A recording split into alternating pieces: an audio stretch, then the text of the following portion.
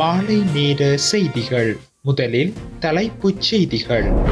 24 மணி நேரத்தில் 7000க்கும் மேற்பட்ட சாரதிகளுக்கு எதிராக சட்ட நடவடிக்கை. மண்வெட்டியால் தாக்கப்பட்டு மனைவி கொலை, கணவன் தலைமறைவு.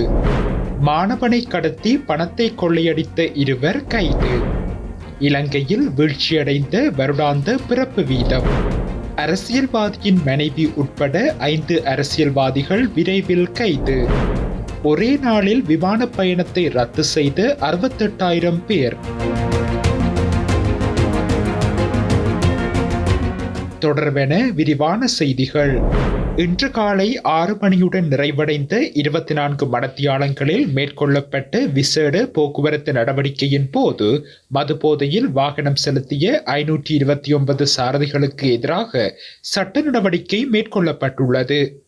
போக்குவரத்து விதிமுறைகளை மீறிய குற்றச்சாட்டின் கீழ் 7,264 சாரதிகளுக்கு எதிராக சட்ட நடவடிக்கை மேற்கொள்ளப்படவுள்ளதாக போலீஸ் ஊடகப் பிரிவு தெரிவித்துள்ளது. போக்குவரத்து விதிகளை மீறியதற்காக 1057 சாரதிகளும், அனுமதி பத்திரம் இல்லாமல் பயணித்த குற்றங்களுக்காக 614 சாரதிகளும், அதிவேகத்தில் பயணித்த 54 சாரதிகளும் மற்றும் கவனக்குறைவாக வாகனம் செலுத்திய 57 சாரதிகளும் இவ்வாறு சட்ட நடவடிக்கைகளை எதிர்கொள்ள உள்ளனர். குருநாகல் குளியாப்பட்டிய போலீஸ் பிரிவுக்குட்பட்ட பரககருப்ப பிரதேசத்தில் கணவனால் மண்வெட்டியால் தாக்கப்பட்டு மனைவி கொலை செய்யப்பட்டுள்ளதாக குளியாப்பட்டிய போலீசார் தெரிவித்துள்ளனர். இந்த சம்பவம் நேற்று மாலை இடம்பெற்றுள்ளது.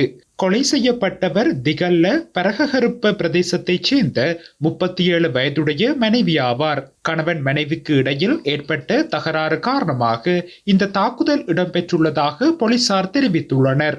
தாக்குதலில் காயமடைந்த மனைவி குளியாப்பட்டிய வைத்தியசாலையில் அனுமதிக்கப்பட்ட பின்னர் உயிரிழந்துள்ளதாக போலீசார் தெரிவிக்கின்றனர்.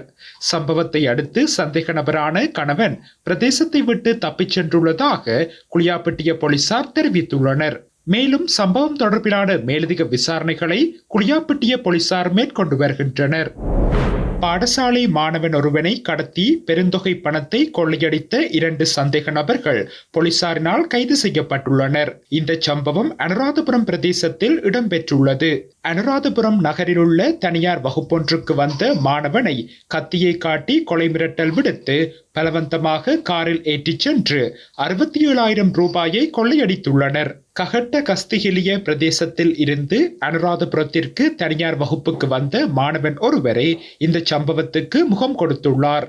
தனியார் வகுப்புகள் முடிந்ததும் அனுராதபுரம் புதிய நகரில் பேருந்திற்காக காத்திருந்த 18 வயதுடைய மாணவன் அருகில் கார் ஒன்று வந்து நின்றுள்ளது. அதில் இருந்த 4 பேர் கத்தியை காட்டி மாணவனை காருக்குள் பலவந்தமாக ஏற்றிக்கொண்டு ஆழ்நடமாட்டமற்ற இடத்திற்கு அழைத்து சென்று அவரிடமிருந்த 2,000 ரூபாய் பணத்தை அபகரித்ததுடன் வங்கி அட்டையையும் கைப்பற்றியுள்ளனர். அதன் பின்னர் வங்கியின் ATM இருக்கும் இடத்திற்கு சென்றவர்கள் அந்த மாணவனை அச்சுறுத்தி ரகசிய இலக்கத்தை கேட்டு வங்கி அட்டையில் இருந்து 65,000 ரூபாவை வலுக்கட்டாயமாக எடுத்துக்கொண்டு மாணவனை சிறிது தூரத்தில் இறக்கிவிட்டு காருடன் தப்பி சென்றுள்ளதாக போலீசில் முறைப்பாடு மேற்கொள்ளப்பட்டிருந்தது. இதனையடுத்து மேற்கொள்ளப்பட்ட விசாரணைகள் மூலம் விஜயபுர பிரதேசத்தைச் சேர்ந்த 29 வயதுடைய ஒருவரும், ஹிதோகம பகலதுருவில பிரதேசத்தைச் சேர்ந்த 35 வயதான ஒருவரும் போலீசாரினால் கைது செய்யப்பட்டுள்ளனர். இலங்கையில் வருடாந்த பிறப்பு வீதம் கணிசமான வீழ்ச்சியை பதிவு செய்துள்ளதாக சிறுவர் நோய் தொடர்பான விசேட வைத்திய நிபுணர் தீபால் பெரேரா தெரிவித்துள்ளார்.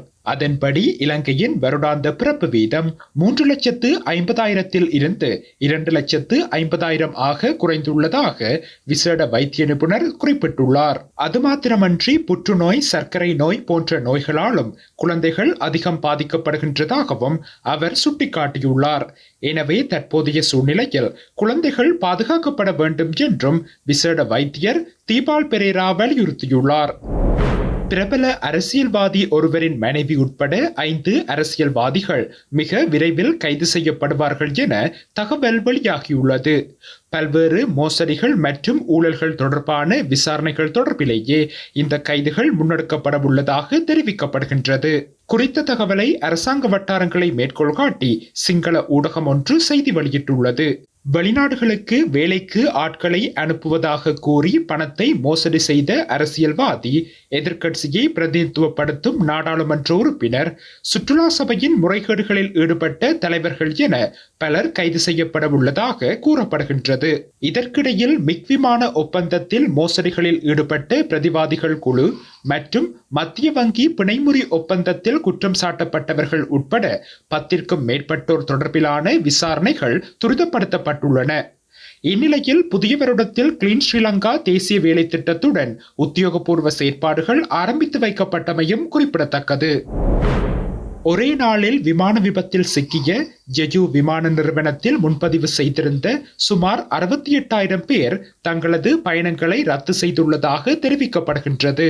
இதில் 33,000 பேர் உள்ளூர் பயணங்களையும் 34,000 பேர் வெளிநாட்டு பயணங்களையும் ரத்து செய்துள்ளனர்.